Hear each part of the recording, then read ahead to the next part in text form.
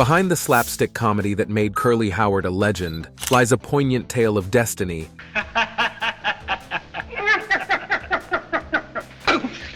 reshaped by both triumph and tragedy. His rapid rise to Hollywood fame as an iconic stooge brought joy to millions, Lee, high, low, high, lee, high, low. but also set the stage for serious health issues and a heartbreaking decline. Join us as we go through the life of Curly Howard and the whole truth about his death.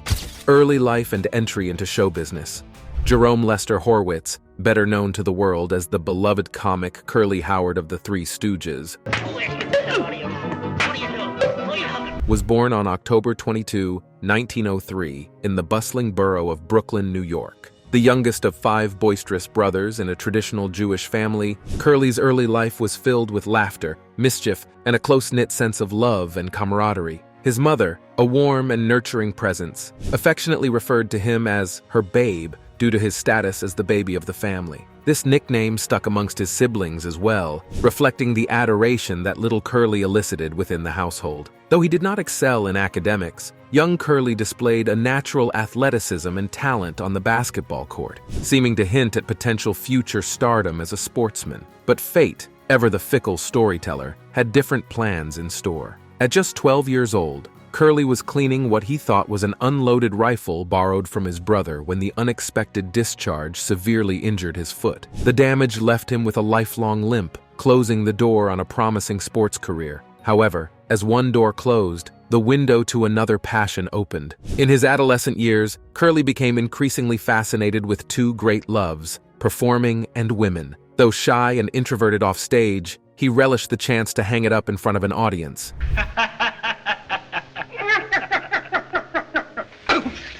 Curly also prided himself on dressing well, slicking back his thick head of wavy hair and maintaining a finely waxed mustache. This athletic build, dapper look, and natural sense of humor made him quite the ladies' man around town. Much to the consternation of his protective mother, Curly began sneaking off to local nightclubs and dance halls, rebelling against her smothering nature. It was in these vibrant halls of entertainment that he began to hone his skills at singing, dancing, and cutting up for a crowd. Before long, he leaped from hosting amateur nights to becoming a professional performer on the vaudeville circuit. Though his brothers, Moe and Shemp Howard, initially tried to shelter their baby brother, they soon recognized Curly's natural comedic talents beginning to blossom, joining the Three Stooges act.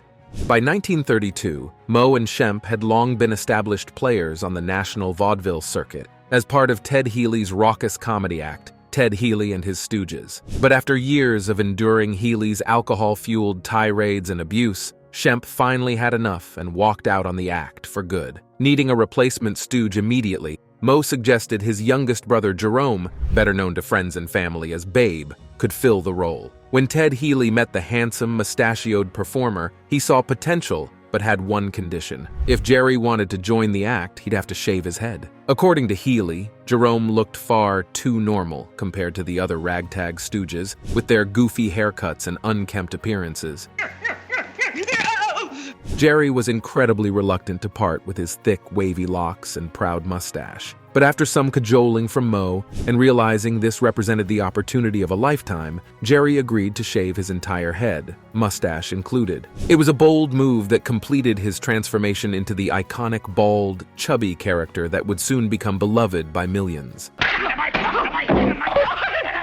With his new eccentric look fully shorn down like his brother's, one final step remained to cement this newcomer's position amongst the Three Stooges, a proper stage name. Drawing inspiration from vaudeville comic Frank Curly, coupled with his natural head of curls now lying on the barbershop floor, Jerome Babe Horowitz rechristened himself with a memorable moniker, Curly Howard. The team was now complete, and Ted Healy finally had his 3 comedic Stooges ready to bring the house down every night.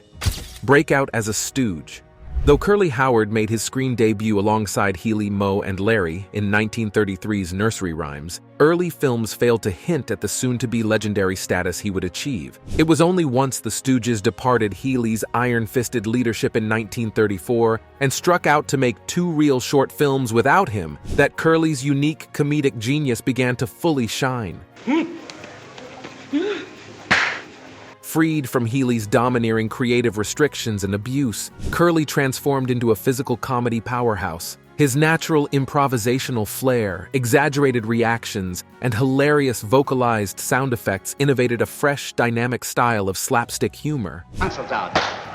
Curly's iconic mannerisms like his whoop whoop whoop staggered walk and unique Curly shuffle floor spin delighted fans of all ages. His innate gift for perfectly timed pantomime reactions and lightning-fast absurdist wordplay made him a true innovator ahead of his time. Within years, Curly had practically trademarked his lexicon of hilarious nonsense expressions still beloved today.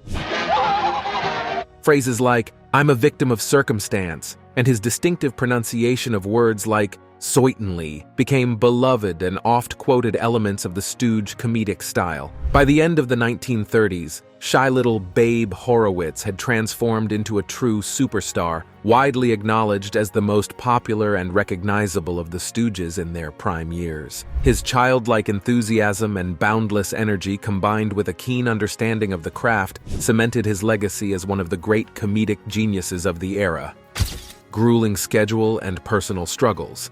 However, the rising popularity and grueling schedule demanded of a successful Stooge soon began to negatively impact Curly's personal life and fragile health. Most fans never realized the immense physicality involved in executing the perfect belly bump, face smack, or eye poke gag for laughs take after take. Add the Stooges' hectic touring schedule performing their madcap act around the nation, and it was a recipe for exhaustion. To cope with the strain, Curly turned increasingly towards food and alcohol. The once athletic performer rapidly gained weight, and the drink, combined with sleepless nights of carousing, led to dramatic mood swings. These unhealthy choices strained his heart and sent his blood pressure dangerously high. Behind the scenes, shy Curly also harbored deep insecurities about his appearance and relationships with women. Despite legions of female fans, he worried incessantly about his perceived unattractiveness, exacerbated by his shaved bald head required of being a Stooge. He married and divorced 3 different women between 30 to 1940, struggling to make romantic connections last.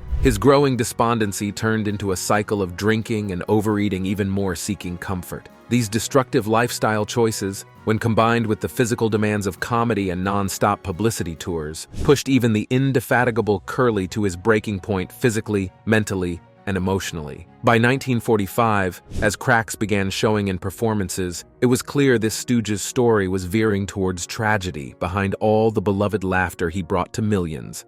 Initial health crisis and decline. After over a decade of grueling film schedules, constant touring, and his own unhealthy lifestyle choices, Curly's remarkable constitution finally began to falter in 1945. While filming the comedy short Idiots Deluxe, his lackluster performance and slurred speech were glaring red flags. A concerned Moe urged Curly to get medical help immediately. At the Cottage Hospital in Santa Barbara, doctors diagnosed the 42-year-old with severe hypertension, retinal hemorrhaging, obesity, and early signs of cardiovascular disease. Curly's rapidly declining health necessitated immediate rest, but the Stooge machine would not be halted so easily. Columbia Pictures president Harry Cohn cared only about profits, not people. He refused to delay production on his biggest moneymaker short subjects series, callously dismissing concerns about its star performers' well-being. The show had to go on, no matter the human toll. Still suffering the effects of this first mild stroke, Now, so I don't get tempted, I'm gonna stay in here with you. Curly reluctantly lurched through several more shorts in 1945, like If a Body Meets a Body. But to the trained eye, something was amiss. The once lively comic delivered his lines at a snail's pace, struggling. By early 1946, during production on Three Little Pirates, Curly's sluggishness and ill health forced director Jules White to regularly stop filming to coach him through basic scenes. It was a devastating indicator of how rapidly the situation was deteriorating for the formerly sharp performer. The intense stroke risk and need for immediate recuperation continued to be ignored. After years draining his health to bring joy to millions, Curly's road now tragically led towards disaster. On May 6, 1946, while waiting off-set to film the final scene for Half-Wit's Holiday, They're in this wood somewhere. That's right. Try and bring them back alive. Curly suddenly collapsed. Hearing no response to his cue, Moe ran over to investigate and discovered his brother slumped in the director's chair, head fallen forward unresponsively. When finally conscious, Curly could only cry while grimacing in clear agony, unable to articulate words. But even facing this emergency, director Jules White callously ordered filming to continue after propping Curly up to finish the bar scene. Only after wrapping did Curly get transported to the hospital. His critical health was disregarded compared to completing the short deadline. Test results confirmed Curly had suffered a massive, permanently debilitating stroke at only age 43. The consequences were severe and irreparable. Partial paralysis had left his speech garbled, movements rigid and uncoordinated. After months of recovering aided by round-the-clock nursing care, Curly made one final cameo in 1947's Hold That Lion. It was a shock for all to witness. The once exuberant, portly comic was now stuck thin, wheelchair, and struggling painfully to deliver two strained lines. After departing the set, Moe grimly told director White that Curly was beyond hope of any future recovery or return. An era had tragically ended. Pick out two. 1, 2. Oh, oh. Oh, he broke it. He broke it. Oh! Brief hope and second stroke. Amidst the devastation of his initial stroke, Curly found a small ray of happiness when he married his fourth wife, Valerie Newman, on July 31, 1947, after a brief courtship. Valerie provided the understanding and steadfast support he desperately needed during the long, frustrating days of rehabilitation. In 1948, the couple welcomed the birth of baby daughter Janie, deeply delighting the bedridden Curly. His rampant health issues prevented him from actively participating in raising her. Still, he remained wholly devoted, finding much solace in this late-in-life fatherhood development, bringing him joy amidst bleak circumstances. For a short period in 1948, Curly's condition plateaued and slightly improved. There was hope he perhaps had finally stabilized, though far from full recovery, but fate had further tragedy in store. By late 1948, Curly suffered a second, utterly debilitating stroke, leaving his entire right side paralyzed. Now unable to walk or properly feed himself, the once exuberant physical comic was confined to a wheelchair permanently, and his downward spiral continued progressively deteriorating, despite increasingly drastic measures. What, already? We had a job 2 months ago. Brush the hair out of your eyes and get going. Final years and death.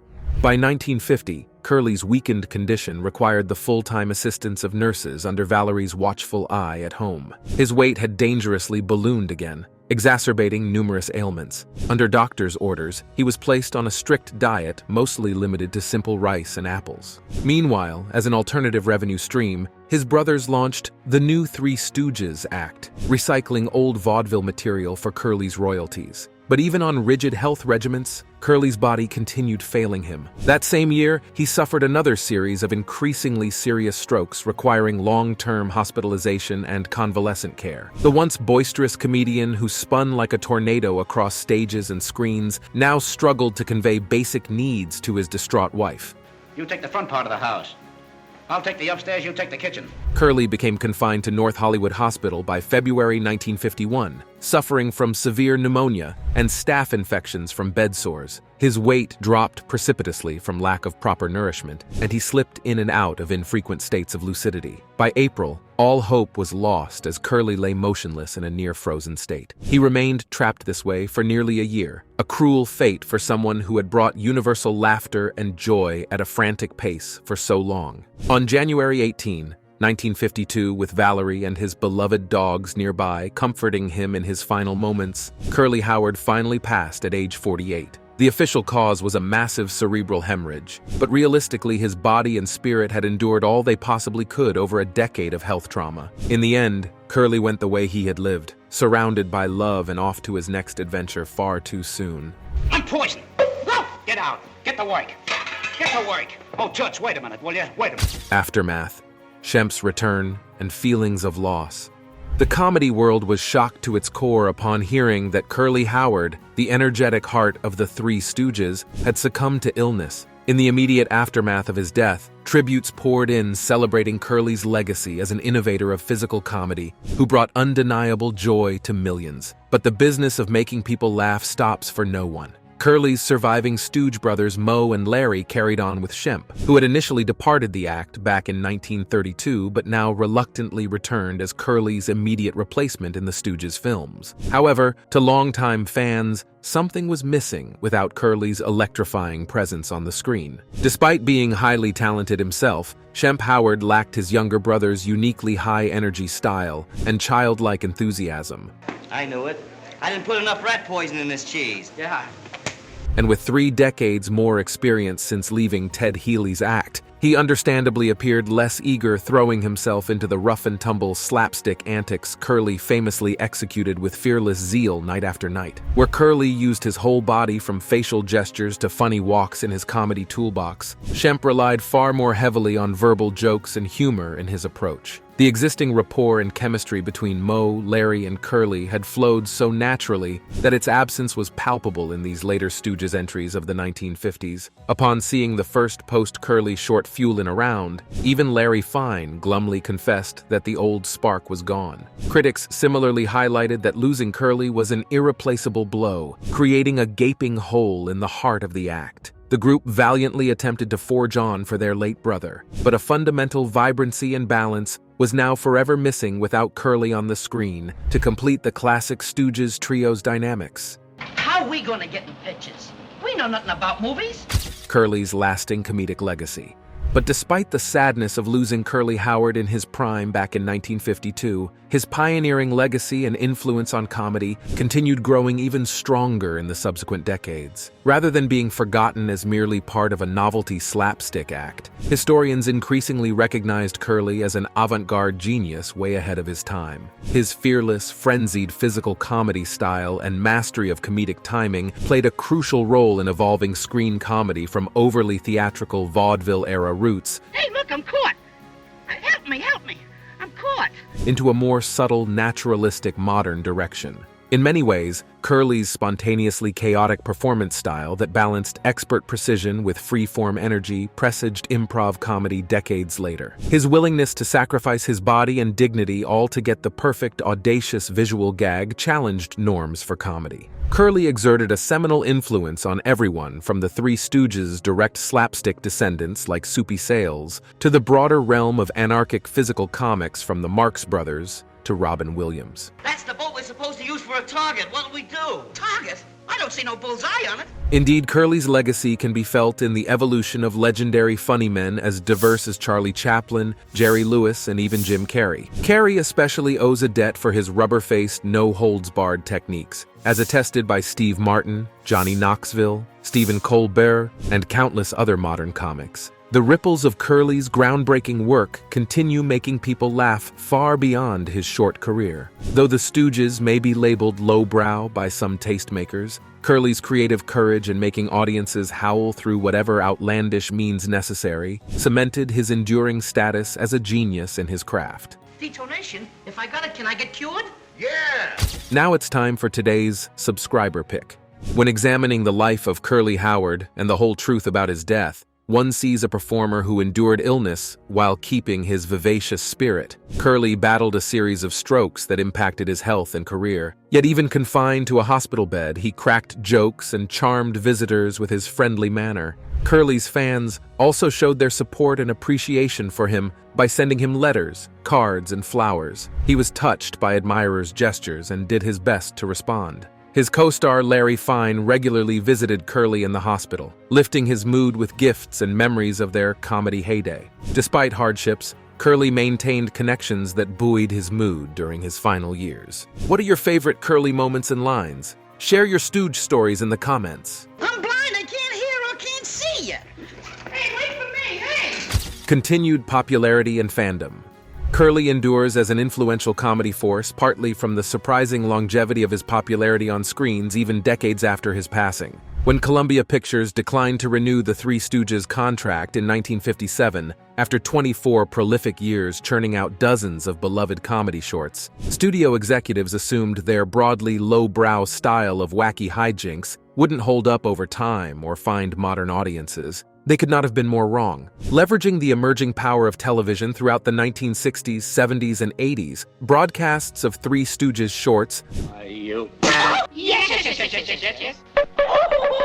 starring Curly Howard as local station filler across America, became communal viewing staples in family living rooms for generations. The timeless, all-ages absurdity of the gangly Howard slapstick antics and peerless comic reaction shots continued killing viewers nearly as effectively as Moe's signature finger pokes plied on Curly himself. Seeing the Stooges' stubborn popularity even amongst younger fans who hadn't grown up with them in movie theaters, Columbia greenlit various Curly-era retrospectives to cinema marquees that broke box office records. And by the late 1990s, DVD releases made the Stooges perpetual comedy classics fixtures in every home media library, right beside Chaplin and Keaton. Legacy institutions got on board too. The Three Stooges finally earned a long-overdue star on the Hollywood Walk of Fame in 1983 in recognition of their impact on the zeitgeist, with Curly Howard specifically called out as the most beloved Stooge sparking it all.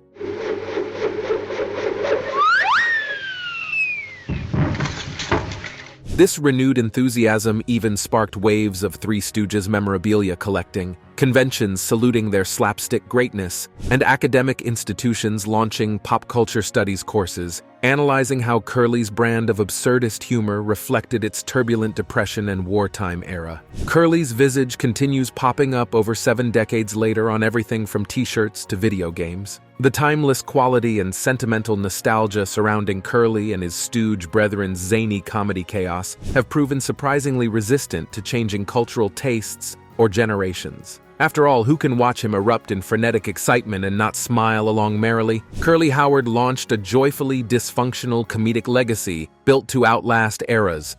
Curly's personal legacy of joy and perseverance.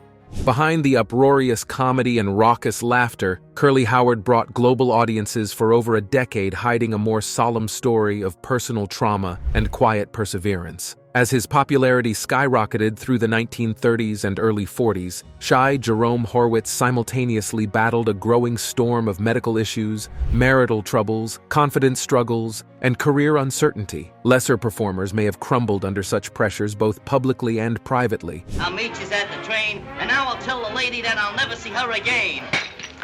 Yet even as personal demons plagued Curly off-screen, he remained dedicated to spreading joy to fans through his craft, until rendered unable. Time and again, as illnesses mounted, he pushed through the pain to deliver performances that maintained the innocent, enthusiastic spark audiences adored. The show had to go on, no matter what toll enacting such cartoonish slapstick exacted on Curly's progressively weakening body. Protecting his public smiles was paramount, even if expensive to his well-being. This resilience never to abandon the comedy nor fans dependent on his gift to uplift their spirits in troubling times represents perhaps Curly's most heroic legacy.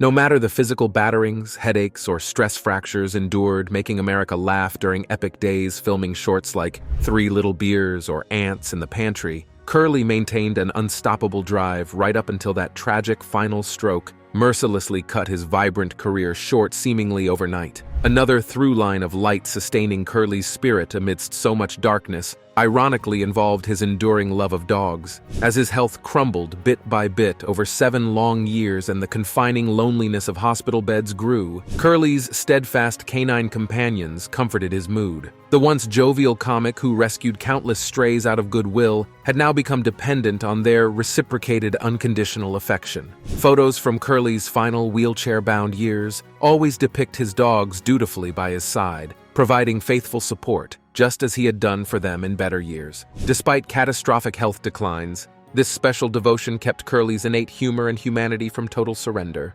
Complex duality, comedic genius versus human frailty.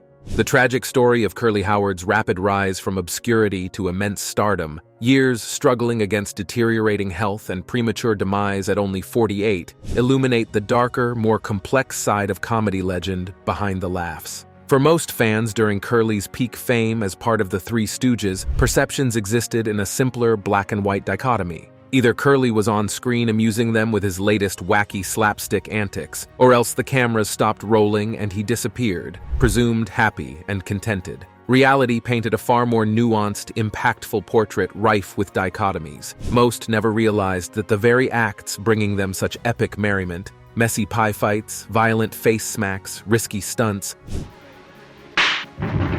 slowly destroyed Curly's physical well-being over time. The relentless schedule of producing up to 8 crowd-pleasing shorts annually crushed not just Curly's stamina but spirit out of sight. Stress fractures, lingering headaches, hypertension, and weight fluctuations plagued him. Yet Curly soldiered on, spreading cheer, no matter the personal toll inflicted by his craft. Exemplifying a complex duality, shy Curly also grappled with private demons against his public persona. As a lovably goofy man-child. Failed marriages, confidence issues over his appearance after adopting the shaved, bald-head Stooges look, alcohol abuse and unhealthy eating habits to self-medicate tormented him behind closed doors. Yet the struggling soul always maintained a brave face before fans and Universal Studios cameras. This difficult balancing act came at an immense physical and mental cost most people naively failed to recognize in Curly. That is, until his health fully shattered and his struggles emerged from shadows into stark spotlight. Curly Howard's larger-than-life story endures. Despite only actively performing with the Three Stooges for 12 fast and fleeting years, Curly Howard left an imprint on Hollywood comedy history matched by few other artists. With his sudden passing from stroke complications in 1952 cutting short a legendary run entertaining audiences midst of the Great Depression through World War II, his enduring cultural legacy remains outsized, like similar tragic heroes like Charlie Parker.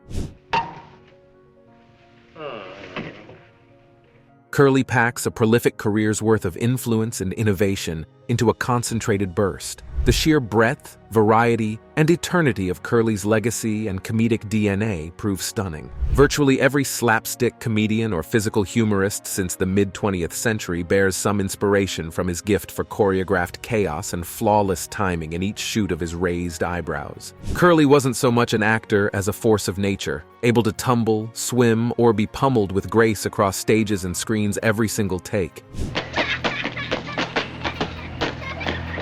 His resilience bouncing back from brutal, sometimes borderline sadistic, gags perfectly orchestrated like violent symphonies made him more real-life cartoon than a mere performer. Prefiguring future exaggerated comedic talents ranging from Chevy Chase's awkward stumblings to Jim Carrey's facial elasticity to even The Simpsons' spiky-haired Bart Simpson decades later. But on another level, Curly's true legacy lives on as a parable transcending entertainment to illuminate deeper philosophical profundities about human existence. Perhaps more than a master comedian, Curly serves as a metaphor cautioning against the great costs of pushing mind and body to their limits, pursuing fleeting fame, serving as a lens into the complex psychology linking laughter and tears, but steps apart. Indeed, the fact so many continue gravitating towards Curly's work across technological and generational shifts indicates his bittersweet story distilling unvarnished highs and lows of the American dream still profoundly resonates amongst all cultures.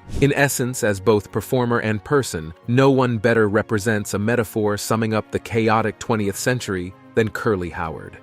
Enduring philanthropic legacy. Curly Howard's enduring love of man's best friend lives on posthumously through heartwarming charity efforts established by adoring fans seeking to honor his memory by supporting animal welfare causes. Though the slapstick comic master passed away over 70 years ago, the affectionate humanitarian's name continues inspiring fundraisers and services that reflect values close to Curly's heart. Throughout his life, tales abounded about Curly's instinctive kindness towards animals, particularly stray dogs who populated the streets of his native Brooklyn, Sarsaparilla.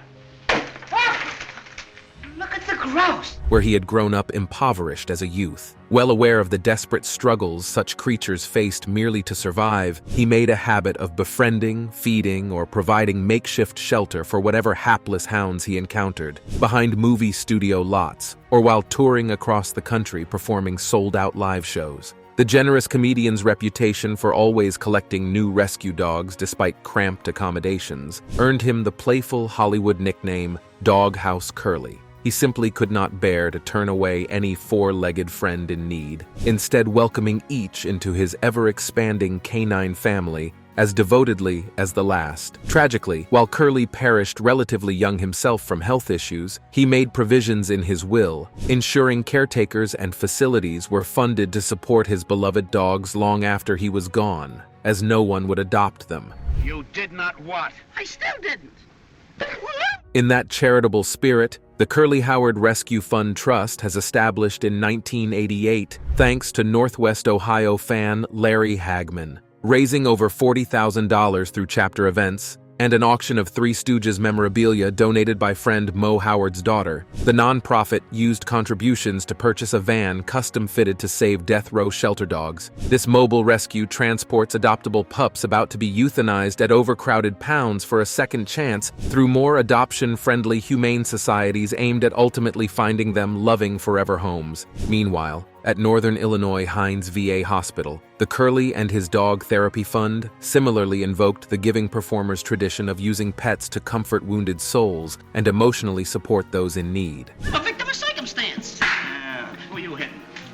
Raising over $10,000 through the sale of Three Stooges-themed wristbands, grants from the fund provide complete medical care, living assistance, and specialized training for dogs, assisting disabled military veterans confined to the medical center long-term. Much as Curly Howard himself once brought laughter and joy to battered spirits needing his compassion during Hollywood's golden era, this heartening initiative lets man's best friend extend the loyal Stooges' legacy, improving lives and spirits for a new generation. Though he may be long gone, fellow animal lovers worldwide keeping Curly's giving attitude alive through a variety of such programs and emotional service support animals means his caring legacy promises to endure eternally. Thanks for watching, and we'll see you in the next one.